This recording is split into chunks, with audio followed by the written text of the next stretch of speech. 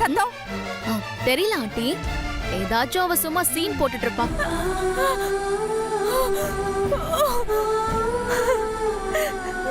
என்னடி, என்ன பண்ற? சாம்பிராணி போடுறதுக்கு கூட உன்னால முடியலையா? அதுக்குள்ள ஆவுன்னு கத்துற.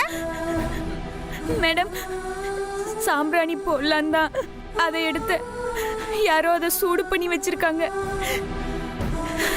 எடுத்தவனே என் கையெல்லாம் புண்ணாயிடுச்சு பாருங்க.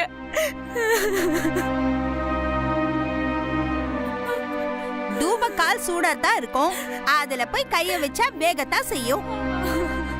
ஏன் கைப்பிடிய பிடிச்சு எடுக்க வேண்டியதானே? ஆமா, சின்ன குழந்தை, இது கூட தெரியாது. இல்ல மேடம், கைப்பிடியதான் யாரோ சூடு பண்ணி வச்சிருக்காங்க. ஐயோ ஆண்டி, வேண்டாம் வேண்டாம், இவ ஏதாச்சும் பண்ணி வச்சிருப்பா. ஜீவா கிட்ட போட்டு கொடுக்கறதுக்கு ஏதாச்சும் கண்டிப்பா பண்ணி வச்சிருப்பா. நீங்க தொட்டு உங்க கைக்கு ஏதாச்சும் ஆயிட போகுது. ஏண்டி, போனா போகுதுன்னு பொறுத்து போனா இல்லாத பித்தலாட்டெல்லாம் பண்ணுவியா? ஐயோ மேடம், எனக்கு எதுவுமே தெரியாது மேடம், நான் ஒண்ணுமே பண்ணல. ஒண்ணுமே பண்ணாம எப்படி கைப்பிடி இப்படி ஹீட்டா இருக்கும்? எனக்கு சத்தியமா தெரியல மேடம். ஆண்டி, இவ ஒண்ணும் சொல்லாம முதல்ல ரூம்க்கு போக சொல்லுங்க. இல்லனா ஜீவா வந்ததுக்கு அப்புறம் ஜீவாக்கு சாம்பிராணி போட்டு நம்ம கிட்ட சண்டை போட அனுப்பி வைப்பா. அதுக்கப்புறம் நான் தான் பாதிக்கப்பட வேண்டியிருக்கும். அவன் மட்டும் வந்து ஏதாவது கேட்கட்டும், அப்புறம் வச்சுக்கிற உன்னை. போடி.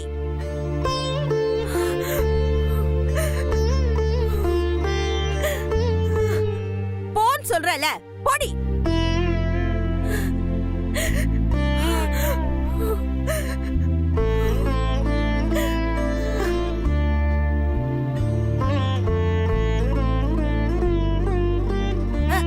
அப்படியே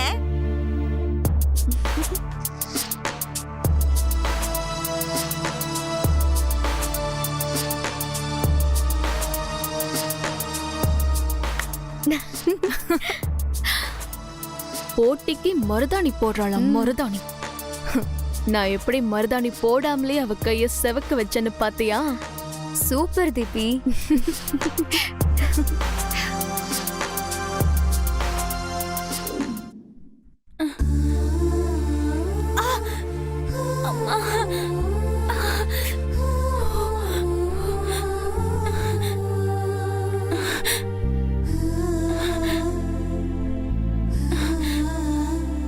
பூங்குடி,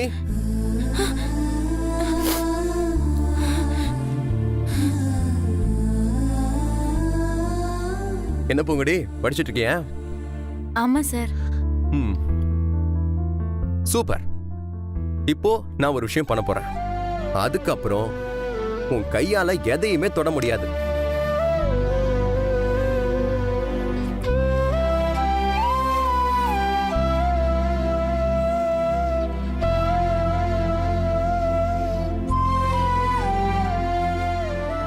என்னாச்சு பூங்குடி, ஒண்ணுமே சொல்ல மாட்டேங்கிற?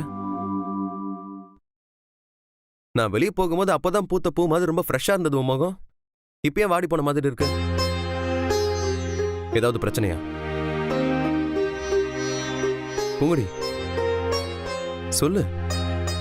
இல்ல சார், அதெல்லாம் ஒண்ணும் இல்ல. நீங்க இருக்கும்போது எனக்கு என்ன சார், ஒரு பிரச்சனையும் இல்ல சார். ஆனா டல்லா இருக்கியே. சரி, உனக்கு ஏதாவது குடிக்கிறதுக்கு நான் வேணா ப்ரிப்பேர் பண்ணி கொண்டு வரட்டுமா? சார் அதெல்லாம் ஒண்ணும் வேணாம் சார். முதல்ல நாம சீக்கிரம் கல்யாணம் பண்ணணும். அப்பதான் நம்மளுடைய எல்லா பிரச்சனையும் சால்வ் ஆகும். சரி, அதெல்லாம் அப்புறம் பார்ப்போம். இப்போ உன் அழகான கையில உனக்கு அழகா மருதாணி வச்சு உன்னை ஒரு கல்யாண பொண்ணு மாதிரி டெக்கரேட் பண்ண போறேன்.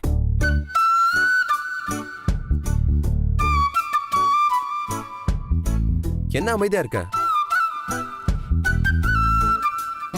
இல்ல சார், அதெல்லாம் வேணாம் சார். இப்ப ஏன் வேணாங்கிற? மருதாணி அந்த பொண்ணாவது வேணான்னு சொல்லுவாளா? அதுவும் உனக்கு அது எவ்வளவு பிடிக்குன்னு எனக்கு நல்லாவே தெரியும். அன்னைக்கு பார்வதி பாட்டி வீட்டுல உனக்கும் மாறிக்கும் மருதாணி வச்சு விட்டனே, ஞாபகம் இருக்கா? இருக்கு சார். அப்போ உனக்கு போட்டு விடும்போது எனக்கு எவ்வளவு த்ரில்லிங்கா இருந்துச்சு தெரியுமா? எல்லாம் மிக்ஸ் ஆகி மனசுல ஒரு மாதிரியான ஃபீலிங்கா இருந்துச்சு. அதை எப்படி எக்ஸ்பிளைன் பண்றதுன்னே தெரியல. ஆமா, உனக்கு அந்த நேரத்துல எப்படி இருந்துச்சு? சார் எனக்கும் ரொம்ப சந்தோஷமா இருந்துச்சு சார். அதை அப்படியே அழியாம பார்த்துக்கணும்னு நினைச்சேன். ஆனா என்னால முடியல. தெரியும், அன்னைக்கு அந்த சூனியக்காரி ராஜம்மா உன் கையை கழுவ வச்சதும் உன் மனசுல இருந்த கஷ்டத்தை நான் உன் முகத்துல பார்த்தேன். இன்னைக்கு அந்த மாதிரி எந்த பிரச்சனையும் வராது. நான் கொஞ்சம் மருதாணி கேட்டதுக்கு அந்த அனன்யா எவ்வளவு பிகு பண்ணிக்கிட்டா. என்னமோ உலகத்திலே அவகிட்ட தான் மருதாணி இருக்கிற மாதிரி. அதான் நான் போய் எக்கச்சக்கமா வாங்கிட்டு வந்துட்டேன். நல்லா டிசைனா ஆசை தீர உனக்கு நான் போட்டு விட போறேன். அதை அப்படியே போட்டோ எடுத்து என் ப்ரொஃபைல் போட்டோவை வைக்க போறேன். சரி, உன் கையை கழுவிட்டு வா. ஓகே, இல்லைனா நான் தான் உனக்கு கையை கழுவி விடணும்னா நானே கழுவி விடுறேன். இல்ல சார், வேணாம் சார். அப்புறமா நானும் அப்போல இருந்து பார்த்துட்டு இருக்கேன். ஏன் வேணாம்னு சொல்லிக்கிட்டு இருக்க? இல்ல சார், கொஞ்சம் சளி பிடிக்கிற மாதிரி இருக்கு. இது வேற குளிர்ச்சியா, அதனாலதான் வேணான்னு சொல்றேன். அதெல்லாம் ஒன்றும் ஆகாது. அது மட்டும் இல்லை, இப்போ உனக்கு மருதாணி போட்டு அந்த அனன்யாவை வெறுப்பேத்தி ஆகணும். இல்ல சார். நீ எதுவும் பேச வேணாம். கையை நீட்டு.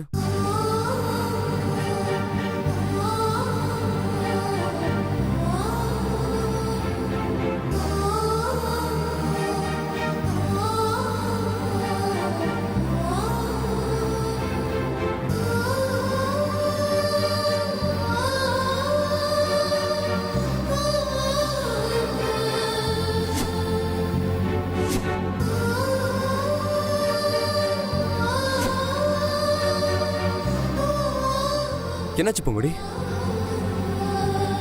ஏன் உன் கை இப்படி ரணமா இருக்கு? ஏன் இதை நான் வந்த உடனே சொல்ல?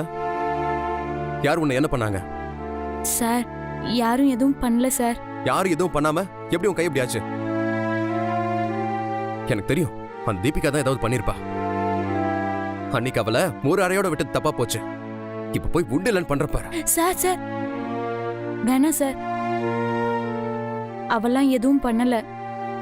தப்பு என் மேலதான். நீ என்ன பண்ண? நான் ரூமுக்கு சாம்பிராணி போடுறதுக்காக தூபக்காலை எடுத்தேன். அது ரொம்ப நேரம் சூடோட இருந்திருக்கு. அதை நான் கவனிக்கல சார். அதான் சுற்றுச்சு.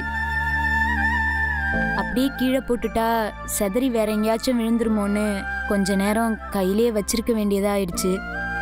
அதான் சார் இப்படி ஆயிடுச்சு. எனக்கு தெரிஞ்சு நீ அந்த மாதிரி கேர்லெஸ்ஸா எந்த வேலையும் பண்ண மாட்டேன். நீ ஏதோ ஒரு உண்மையை மறைக்கிறேன்னு நினைக்கிறேன். இல்ல சார், நான் உண்மையை தான் சொல்றேன். சரி வா, டாக்டர் கிட்ட போ. இல்ல வேணாம் சார், நாளைக்கு வேற எக்ஸாம் இருக்கு. ஆல்ரெடி நின்று போன எக்ஸாமையே ஸ்டடி ஹாலிடேஸ் முடிஞ்சு இப்பதான் வைக்கிறாங்க. அதுக்கு படிக்கவே நேரம் இல்லை. இப்போ ஹாஸ்பிட்டல்லாம் போனா ரொம்ப நேரம் ஆயிடும் சார். நான் ஏதாவது மருந்து போட்டுட்டு இங்கே இருந்துடுறேன் சார்.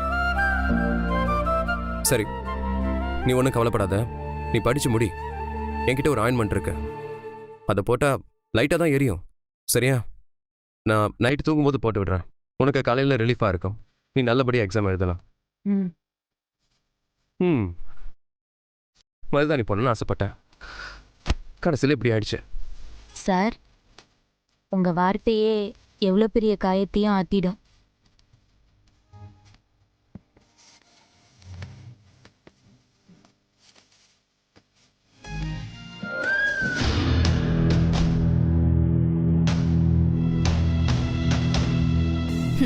நீ மருந்து போட்டதும் காலையில அவ கை சரியாயிடும் பாத்தியா? நீ போடுற மருந்துல அவளுக்கு நாளைக்கு காலையில கை இருக்குதான்னு பாரு.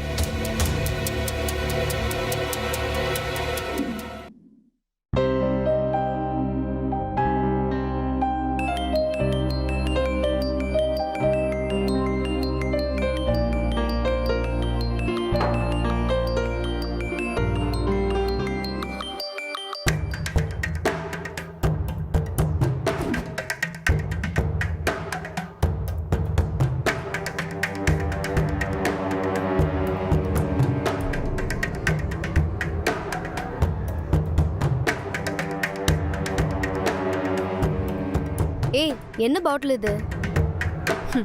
அந்த சாம்பிராணி தூபத்தை தொட்ட பூங்கொடி கை புண்ணாயிடுச்சுல, ஆமா. அதுக்கு போடுறதுக்கு உங்க அண்ணன் மருந்து வாங்கிட்டு வந்து வச்சிருக்கான்.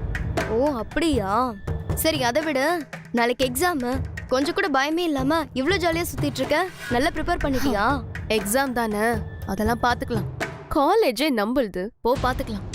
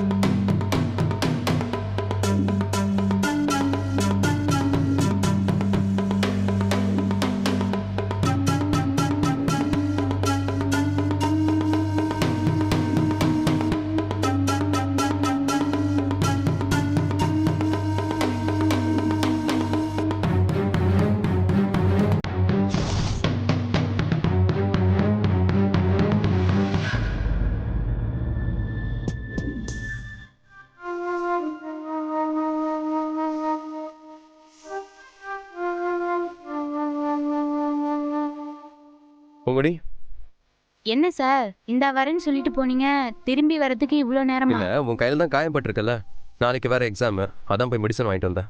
வரும்போது கோபி ஃபோன் பண்ணியிருந்தான், அதான் உங்ககிட்ட பேசிட்டு வர லேட் ஆயிடுச்சு. சொல்லியிருந்தா நானும் வந்திருப்பேன்ல சார்.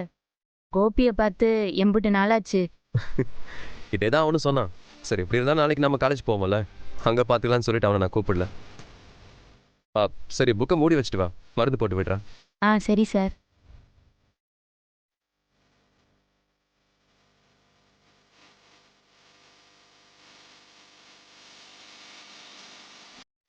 இந்த மருந்தை போட்டால் எரியும்னு சொன்னாங்க, கொஞ்சம் பொறுத்துக்கோ சரியா? அப்போ தான் காயம் சீக்கிரமா ஆறும். நாளைக்கு உனக்கு எக்ஸாம் வேறு இருக்குல்ல. ம். கை காட்டு.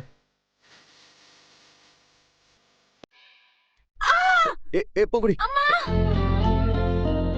சார் எரியுது சார். நான் தான் சொன்னல கொஞ்சம் எரியும்னு, பொறுத்துக்கோ.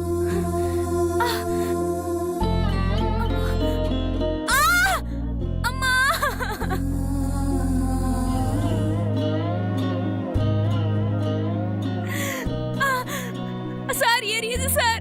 பொறுத்துக்கோ. அம்மா ஐயோ போதும் சார், எரியுது சார்.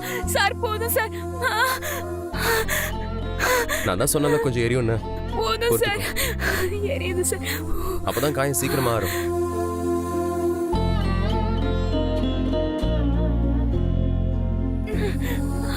சார் போதும் சார், போதும் சார்.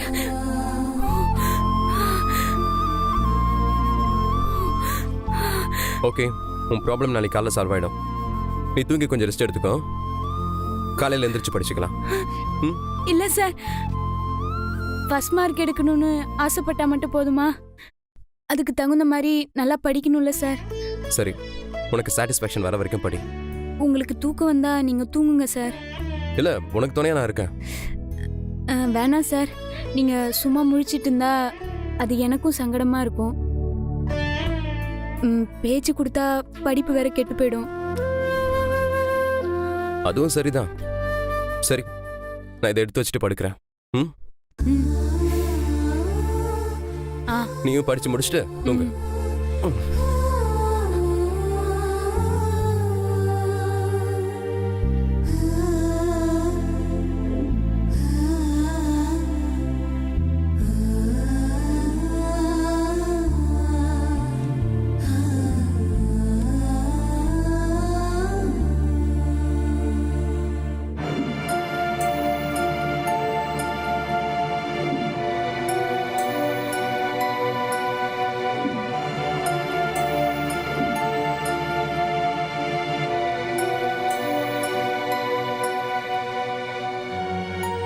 சார், நீங்க நல்ல எண்ணத்தோட தான் இந்த மருந்தை எனக்கு போட்டு விட்டீங்க. அது மாறிடுச்சா இல்ல வேற என்ன தப்பு நடந்துச்சுன்னு தெரியல. இது சரியான மருந்தா என்னன்னு கூட தெரியல சார். என்னால சுத்தமா வலியே தாங்க முடியல.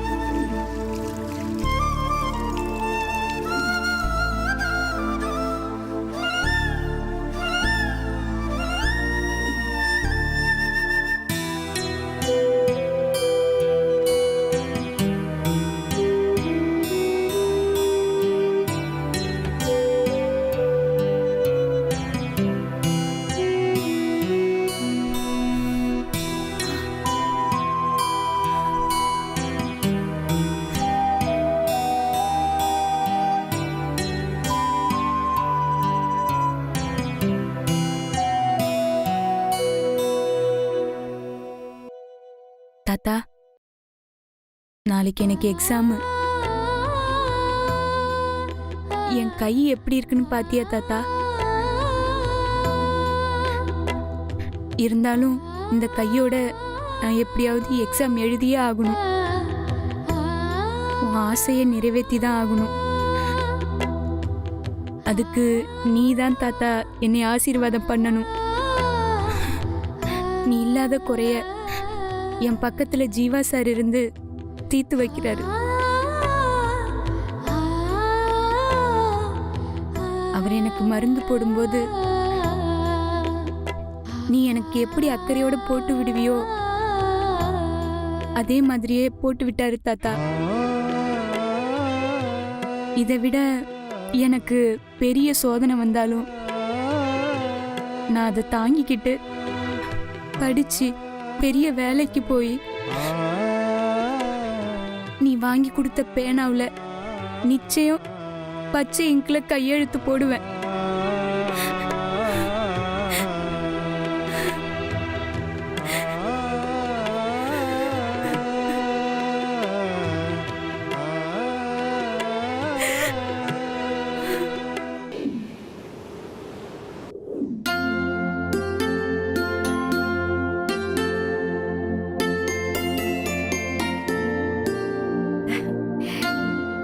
ரெண்டு பேரும் சாப்பிட்டீங்களா? சாப்பிட்டோம். சரி சரி. அவங்க எப்பவும் சாப்பிட்றத விட 2 தோசை எக்ஸ்ட்ரா தான் சாப்பிட்ருக்காங்க.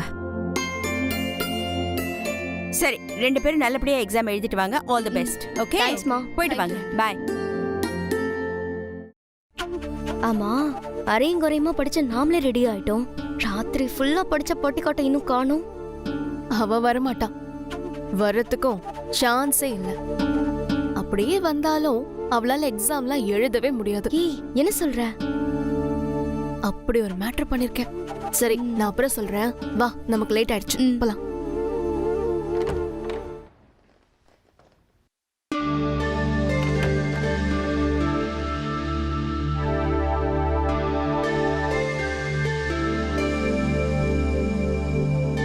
பூங்குடி,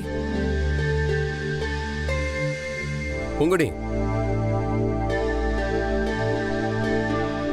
பூங்குடி.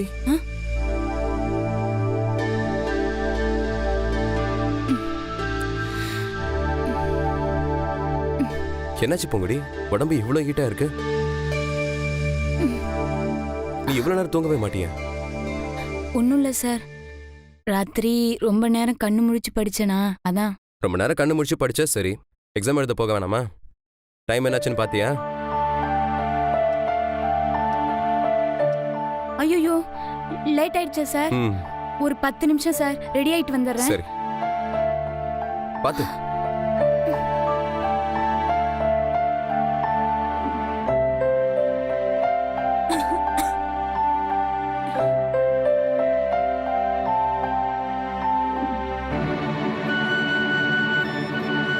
என்னாச்சு பூங்குடி?